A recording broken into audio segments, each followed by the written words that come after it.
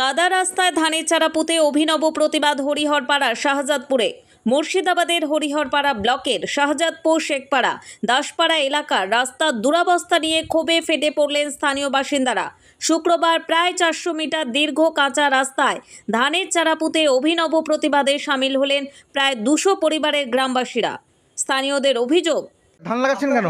ধান লাগাচ্ছি আমরা, কি করবার পথ পাচ্ছি না, ধান লাগি ভাত খাবো না কি সমস্যাটা কি আপনাদের এখানে? আমাদের ধানের সমস্যা, রাস্তা লাগবে সমস্যা লাগে। আমার একটা টুকটুকি আছে, আমার বাগাতে পারছে না, ঘরের মধ্যে পড়ে আছি, তাহলে আমার ইনকাম করে খাইতে হবে না, আমি গরিব মানুষ। কতদিন থেকে এরকম রাস্তার? এই তো জল আসলে এরকম হবে। রাস্তা রেখা সারানো হয়নি কোনোদিন? না তো বুঝাও, কেউ দেয় না, ইয়ে দিতে বলেছি, সেই ভাটার আবিষ দিতে বলেছি, তাও দেয়নি।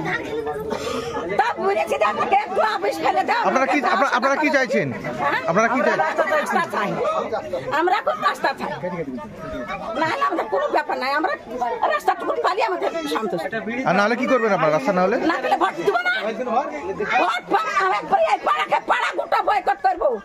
সেই যে ভোট নেবে টাকা আসতে হবে, এখানে টাকা আসতে হবে, সেই বুঝবে যে কেন তোমরা ভোট দিলে না, আমাদের রাস্তা কেন হলো না, আমরা ইয়াই চাই। কি নাম আপনার? আমার নাম অলকা দাস। কতগুলো ফ্যামিলি আছে এখানে? এখানে ফ্যামিলি তাও প্রায় 200-250 হবে। কি নাম বললেন? অলকা দাস।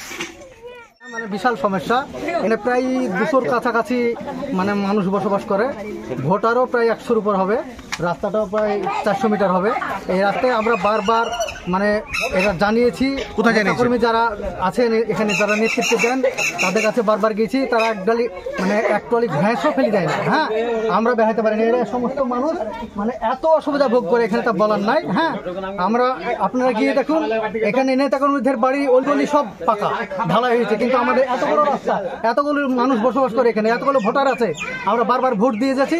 আমরা যদি রাস্তার সমস্যার সমাধান না হয়, আমরা কিন্তু আর ভোট দিতে যাব না। আমরা এই যে যত আমাদের ভোটার আছে সব বয়কট করব।